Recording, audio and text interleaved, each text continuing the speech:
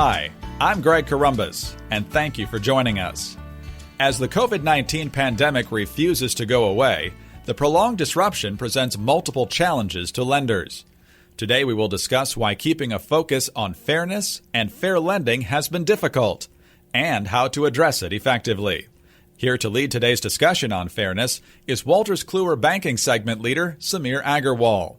And he is joined today by Britt Faircloth, a managing consultant with Wolters Kluwer's consulting services team, to provide strategies for keeping fairness front and center. Thanks, Greg. We're living in a historical moment, that's for sure. It's hard to believe that today's lessons learned were just from experiences a day ago. This pandemic has been creating a broad group of vulnerable people and protective regulatory reform. Our banking compliance officers are operating with remote workforces, disrupted client contact, and quickly assembled regulatory programs. And while all this is going on, they're trying to grasp what the eventual regulatory scrutiny will be. It's an unknown. I've asked one of my colleagues, Britt Faircloth, to join me today. She's a consulting manager with Wolters Kluwer Advisory Services, and we're going to talk about the pandemic-driven challenges that banking compliance officers are facing today. And specifically, we're going to focus in on strategies for keeping fairness central to your organizations and the product lifecycle. Britt, welcome. And tell us a little bit about the consulting work that you do with Wolters Kluwer. Hi, Samir. Thanks for having me. In general, our work in advisory services covers a pretty broad range of regulatory compliance needs for any size institution, really. So that can include things like CMS reviews, risk assessments, HMDA or CRA data integrity reviews, and then, of course, my personal focus area and favorite, which is fair and responsible banking data analytics. What kinds of shifts have you seen in the areas of focus among compliance officers during the pandemic? Well, I think we're definitely seeing a shift, and it's really not a surprise given the current environment. You know, globally, we have more vulnerable populations than we ever have before, I think. So here in the U.S., just consider that a CFPB survey in 2019, which would have been before the pandemic, indicated that 52% of U.S. households responded that they would not be able to cover expenses for more than 2 months if they were to lose their main source of income. That's an interesting statistic. It's really about how it hits home for households across the states. What attention do banks need to put on fairness now? Well, if you think about that, so before the pandemic, over half of those respondents would have been unable to cover 2 months of expenses. And now we've been operating under stay-at-home orders or some level of phased reopening for about 4 months now in many areas, with really no end date in sight at this point. And so the increase in vulnerable populations is driving more focus on consumer protection, I think, and more focus on fairness. And so for us in advisory services, it's caused our clients to ask us to shift our focus to areas that may have been a lower priority before the pandemic. So things like the review of servicing functions, or for us to look at new programs such as lending under the Paycheck Protection Program by the SBA. How are the programs actually holding up?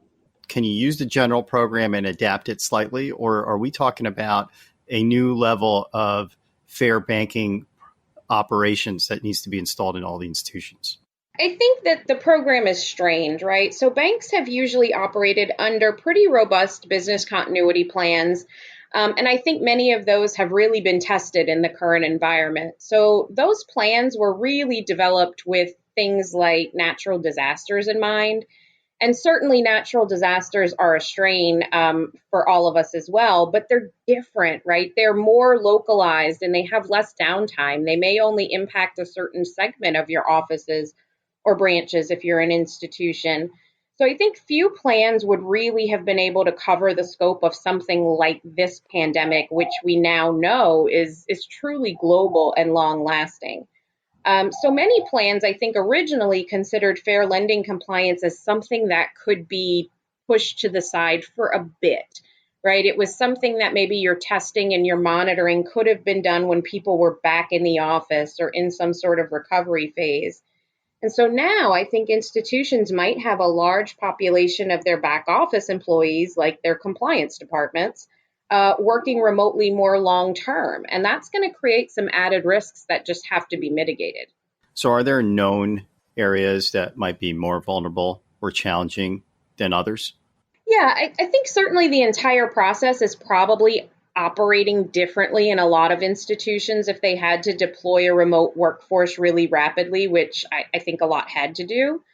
So a few hotspots that we've been seeing coming out are in the areas of marketing and, of course, servicing. So for marketing, I know that sounds like a strange one, but while institutions may not be marketing or advertising new credit products as much as they were, many are doing everything they can to let customers know that help is available, and rightfully so. So where this marketing and outreach process is decentralized now, though, with remote working, there can be challenges in ensuring that all of those customer segments receive the appropriate messaging and that no populations are really left out or excluded. So there would have been quality control tactics in place, right? So you're talking about items such as call monitoring or that become harder to do when we have a remote workforce? Yeah, call monitoring, or maybe even just understanding how everyone is reaching out, right? So these things may have been centralized in the past with compliance and marketing really working closely together to understand where every email went out and to make sure that it was approved, or where every mailing went out and to make sure that was an approved process. Here, I think some of the concern comes in that different regions or maybe even different branches may have management that are reaching out to their local customers to offer assistance, which is something that is greatly needed. But if those individual offices are not reaching out to their customers in the same way and sort of with the same depth of service, that's when you can start to really see a difference in the way that people are serviced and treated. When we talk about fairness in the example you just gave us, is there localized geography discrimination that's also looked at, or are we considering that each branch knows their geography and they have to send the same message to even the local communities? Yeah, well, I think what I would hope to see is that they're able to send consistent messaging across the board. What I wouldn't want to see maybe is institutions that are in maybe higher income or lower minority areas, maybe reaching out more and with more effort to grant assistance to borrowers. And perhaps some of the branches in maybe lower income areas or more minority areas haven't received the same messaging from a corporate level, and maybe aren't doing the same thing. That's when you can start to see really where maybe loan mods or sort of some payment offerings might become different across the board in different neighborhoods. And I think that really could drive increased risk. Can you give us some other examples of where servicing or other types of pressures are going to be put on the bank balance sheet if we don't pay attention to fairness in lending? I don't know as much about what the impact will be to everyone's balance sheet long term, though I certainly think there will probably be a negative impact. But we've definitely seen, the government try to be responsive with legislation, and we've seen provisions under the CARES Act that allow quite a lengthy period of forbearance on mortgage payments, for example. So I think that it's going to be critical for institutions to make sure that as they're receiving this influx of requests to maybe defer payments, or maybe for other types of assistance, like maybe to increase a credit line for a borrower who's really struggling, or to defer payments on another type of credit, that institutions are sure that they can really consistently service all of those requests. And that may mean that they may have to increase training if they're going to have to beef up staffing in the midst of this, right? Maybe they're going to temporarily reassign people from other duties and have them help out with some of these requests. It's going to be critical that everyone is operating kind of on the same policies and procedures and is able to access them and is able to treat all of those requests in the same consistent and fair manner.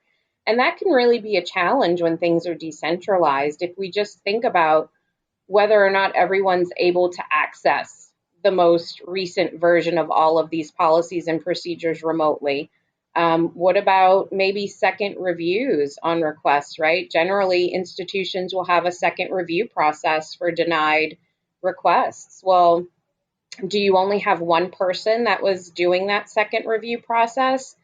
Do they have any backup? Do you have someone else that you can train to do that? So it's very easy for some of these things, I think, to slip through the cracks when things become decentralized. Britt, you were talking about resource strain and how we run our programs. And if I took a resource that originally did one type of job and then said, hey, wait, you still have to do all these other things, how would job aids or any other best practice that you may have to advise our clients or listeners on help? And are they effective? Yeah, I mean, I'm a huge fan of job aids, and I love them, especially if they have screenshots and you can put together these really great documents that can direct a person on how to do a task start to finish.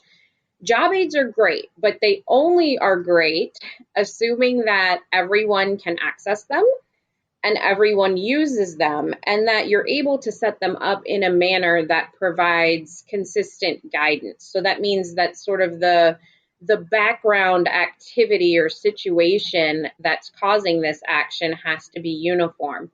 And that just may not be the case in the environment we're in right now, right? Not everyone's request for assistance may be the same. And so you still, I think, run a risk of having people that follow your job aid very well, but maybe it's just the wrong situation and they don't have enough context or enough background experience to really understand nuances or differences like that. But where you can, I think it's a great thing to provide very detailed job aids and procedural documents. And I think it's critical to make sure that everyone who needs them can access them. So things like making sure that your remote workforce can access your intranet if that's where everything is housed, or if you need to send these out via email blasts, whatever the case may be, everyone needs to be able to have access to the most current and up-to-date information, because as we've seen, things change, right? Regulators issue updated guidance, or the rules may change somewhere along the way. And so this is not generally a one and done. You may be updating these job aids and policies and procedures, and you have to make sure that everyone is using the latest and greatest version. Otherwise, they will be treating people differently. How does it pertain to customers? Now that there is no brick and mortar branch for them to come into immediately, are they still able to transact and upload documents? Or how is the technology being used in terms of fairness and the ability to serve the clients as we once did? I think one thing the industry has going for it is that there had already been a pretty large shift to remote banking and online banking by a very large population. So many of us, just even speaking for myself, I can't tell you the last time I went to a branch location. I do everything from my mobile phone or from my web browser. So that was probably something that has helped this transition a bit. But there may be things that people used to make those rare trips into a branch for that they're not able to anymore if you have branches that are closed. And so some of the things that we're seeing are that you may have certain segments of your customer base that don't have the ability to maybe upload certain documentation, right? So people who maybe had access to scan and upload documents to you at work but aren't working right now may have lost that functionality. Or people just may not be familiar and may need some help to get those tasks completed. So you may see an uptick in calls to your customer service line with people who just don't understand how to do things. And then the added kind of risk to that is once you get it, if you're receiving some of these documents and information, how are you retaining it, right? So it may be very easy to retain a document that's attached to an email that you can, print to PDF or keep in your imaging system. But what about if you set up functionality via text or via some other mechanism in your online banking tool? So you have to really make sure that you understand the different sort of methods by which you may be getting documentation and information, and then what is your method for retaining that information for each of those different methods, because it may be different. So let's talk about the CARES Act and the Paycheck Protection Program. How's fairness playing a role in that act being passed? Well, as we've seen in the news, there have been some legal challenges raised to the PPP and whether or not it was implemented fairly. Largely, I think these include allegations or concerns relating to something called gating, which would be the concept that there was a requirement that an applicant had to have some sort of depository or lending relationship with the institution in order to apply for a PPP loan. So that's one piece. The other allegations relate to something that we call shuffling, which was that institutions may have reordered applications and took those with the highest loan amounts first in order to increase fee income under the PPP. So what that leads to is some concerns that there may not have been an equitable distribution of PPP funds in minority areas or to women or minority-owned businesses. And I think it's really crucial that institutions understand where PPP funds were distributed and more specifically where they weren't. So this could be accomplished by maybe putting those PPP loans on a map with census tracts shaded for income level or for minority concentration. And if you take a visual like a map and pair that with a comparison of the PPP lending to area business demographics, institutions can get a really good understanding of whether their PPP lending is adding to their fair lending risk. So what does that mean that we have to plan for? I think we have to plan for a lot, unfortunately. So the next big challenge is likely to be more in the servicing space, I think. So currently, given the economic impact of the pandemic and with all of the provisions under the CARES Act, forbearance requests have been coming in at a pretty high pace. So people need the help, and it's really easy to do in many cases. So a number of institutions even allow the requests to be made online, and the payments are just deferred at that point. Yeah, I have seen that. It's, almost as easy as 3 clicks, and you don't have to really provide as much, reasonings per se on why you're asking for forbearance. But then what happens to that individual's loan, or what happens to that institution that's requesting the forbearance? I think what it comes down to is what happens for you as a borrower when you have a big payment due 6 months from now, or potentially longer than that, right? It could be a year from now if you're granted an extension on the forbearance period. So the workout requests are going to come next, of course, and that's going to be to try to bring borrowers current and to keep them in their home, hopefully. And what that means is it's likely that later this year and into 2021, we could be looking at a big loan mod crisis. And that increased volume for lenders can carry regulatory risks if institutions aren't careful to make sure that they have an appropriate resource and controls in place to manage the influx of all of those requests. So we talked a little bit about the consulting work that you do. Can you highlight any specific offerings that might help institutions navigate and stay vigilant with the fair lending programs that they have? Yeah, so for our smaller community banks, we generally recommend that there's some sort of fair lending performance baseline analysis. So this offering would assist institutions with understanding what their lending data can tell them about their denial rates or pricing, or their rates of application and origination, and their potential for disparate treatment. So it's like a quick diagnostic. How about larger institutions? Yeah, definitely. For larger institutions, we actually have a very broad range of services that cover qualitative and quantitative analyses. So that would include everything from fair lending risk reviews, fair lending risk assessments, compliance management system reviews. We do a lot of redlining analysis for clients, and that goes all the way to even doing data integrity reviews of HMDA or small business lending data that institutions may need to use for their own fairness analysis. It makes a lot of sense. Obviously, the bigger you are, the more regulated you are, and so you got to be more aware. In addition to consulting services that your team provides, are there tools that you recommend or any other best practices that will help our listeners strengthen their fair lending programs? Yes, well, Fair Lending Wiz, of course, is our fair lending software tool, and that assists institutions with understanding and really managing their levels of fair lending risk. In addition to that, I would say our experts regularly speak at a number of events and on webinars and things virtually now, of course, more so than ever. And we really help to provide strategies for remaining compliant with the fairness expectations. Also, we host an annual conference, which is called the CRA and Fair Lending Colloquium. And of course, that will also be virtual this year.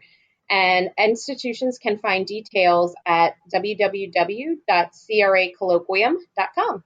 Britt, it was a pleasure to speak with you today. I think we've learned a great deal of information when it comes to maintaining, administering, and operating our fairness programs at each of our institutions. I'm sure that each of our lenders and listeners are going to take away some valuable lessons and tactics to implement a better and more fair practice at our institutions.